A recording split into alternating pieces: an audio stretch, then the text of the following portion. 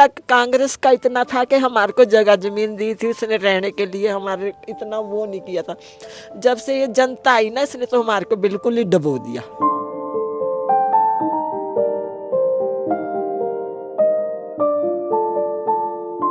Vote लेने तो आ जाते हमारे पास, वोट तो चाहे जनता वाले भी आते, कांग्रेस वाले भी आते, हमारे को डालो हमारे को डालो, करते कुछ नहीं। जब हम इनके पास जाते ना, आज निकल लाना साहब नहीं है यहाँ पे। तो अभी आप अपना गुजारा किस तरह से कर रही हैं? बता तो रही कि मैं हम कबाड़ कबूड़ चुग के करते हैं। पहले मैं दुकान लगाती थी यहाँ सुरंग के पास मूंगफली की, फिर उधर से आए कमेटी वाले, उन्होंने मेरा सारा सामान चक दिया वहाँ से, बोलते आप नहीं लगाएंगे। हमारे को तो 24 घंटे 4-4 रोडों में काम में लगा के रखा है इन लोगों ने, हमारी आधी जिंदगी तो ऐसे ही खराब की इन्होंने। तो अभी यहाँ पर 5 साल से भाजपा की सरकार है, हाँ जी। किसी से कोई बात हुई हो आपकी अपने? सबके साथ बात हुई, किसी ने हमारा काम नहीं किया, किसी ने भी। और मैं अब वोट किसी को नहीं डालूंगी बस।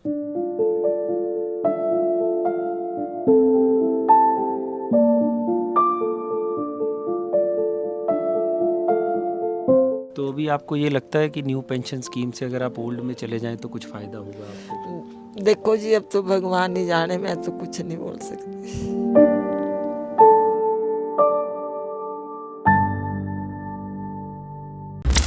तो हम लोग शिमला में इलेक्शन कवर करने आए थे, लेकिन यहाँ पर जो सबसे बड़ा मुद्दा है जिसने हमारा ध्यान इस ओर खींचा वो है old pension scheme versus new pension scheme. तो एक ये आप देख रहे होंगे, ऐसा ही एक घर है जहाँ पर हम आए हैं। यहाँ पर शिमला म्यूनसिपल कॉरपोरेशन से रिटायर्ड हैं सुरेश बालाजी।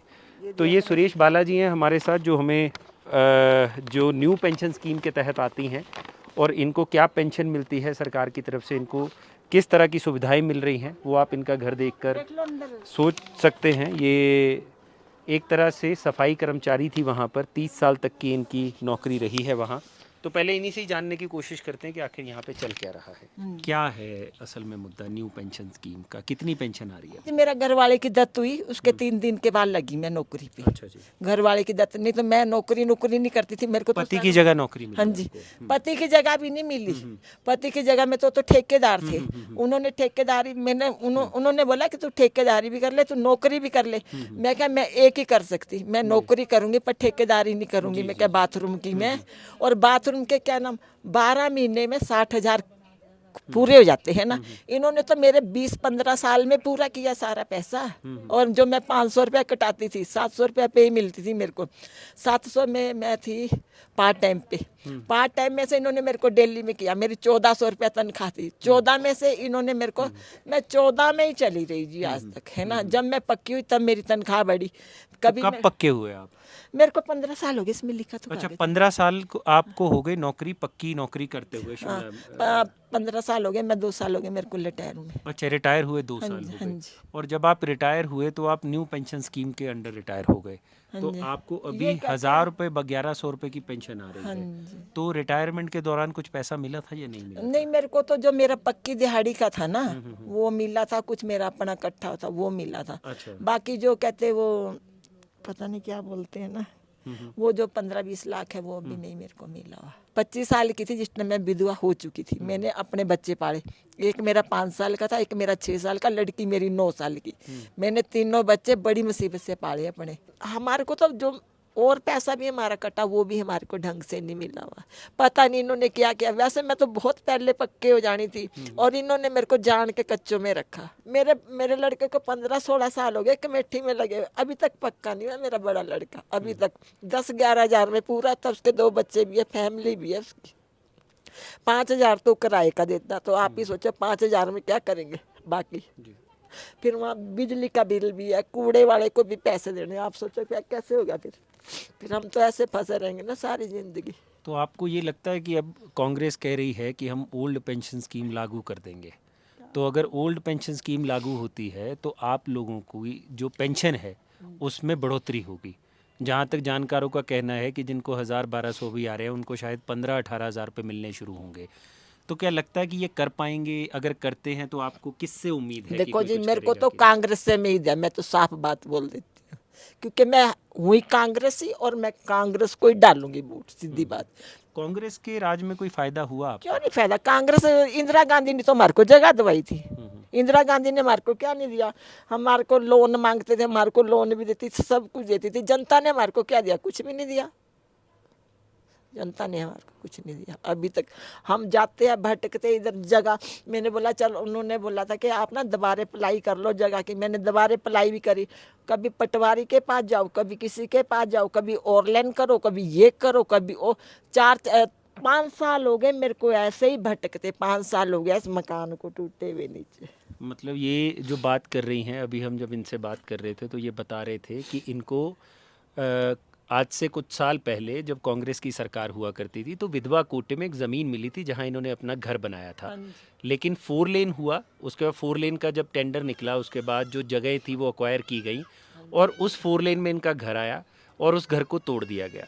ज़मीन का इनको पैसा नहीं मिला, जो इनका मकान बनाया हुआ था उसके 9 लाख रुपए इनको मिले। लेकिन 9 लाख रुपए में भी इनका ये कहना है कि यहाँ पर शिमला में ज़मीन इतनी महंगी है कि ये फ़िलहाल अपना घर नहीं बना पाई। तो ये आप देख लें, ये कच्ची टीन है, अगर ऊपर आप नज़र मारेंगे तो ऊपर तिरपाल लगी हुई है। और शिमला का मौसम कितना हार्श है ये आपको बताने की ज़रूरत बिल्कुल नहीं है। ये इनका छोटा सा घर है जिसमें आप माता जी अकेले रहते हैं? नहीं, लड़का रहता, सुनता साथ नहीं। में? मेरा लड़का जी। सुनता नहीं है। 30-35 साल का लड़का है, उसको सुनता ही नहीं है। उसको भी नहीं सुनता। तो जो पैसे मिले आपको, हाँ जी। उन पैसों से आपका कुछ भला हुआ कि नहीं? कुछ भी भला नहीं हुआ। मैंने बलदेव से जगह ली थी, छकड़ैल वाले से। इसने यहाँ दियोड़ी में दिलाई थी मेरे को जगह। उसने, रामी ने क्या किया ना, पैसे ले लिए। मैंने 3 चेक कट्टे थे 5-5 लाख के। चेक लेने के बाद वो तो बंदा गया मर। उसने जहर खा लिया तो गया मर। हमारे तो ऐसे कैसे कागज हमारे हाथों में रह गए। हम किससे मांगे? अब कुछ नहीं कर सकते हम लोग। तो अभी आप भी कभी बीमार पड़ते हैं या कुछ मैं होता बीमार- है तो आपको कोई इंश्योरेंस है सरकार की तरफ से? कुछ नहीं है जी। मेरे को तो कुछ नहीं है। मेरे को तो कुछ नहीं है। हम तो जो कमाया था वही लगाते। मेरे एक ही गुर्दा है, मैं एक गुर्दे पे जैसे चलती मेरे को पता है। मेरे खुद इतने बड़े बड़े ऑपरेशन हुए हुए हैं। एक ही किडनी है मेरे जिस पे मैं चलती हूँ। मैं भी तो एक इंसान हूँ जब मैं कमाती हूँ। हम किसी के ना कांग्रेस की आस पे बैठे हुए, ना हम जनता की आस पे बैठे हुए। हम खाना तो हमने कमा के ही है ना हमारे को कांग्रेस ने देना ना जनता ने देना। पर जनता कांग्रेस का इतना था कि हमारे को जगह जमीन दी थी उसने रहने के लिए, हमारे इतना वो नहीं किया था।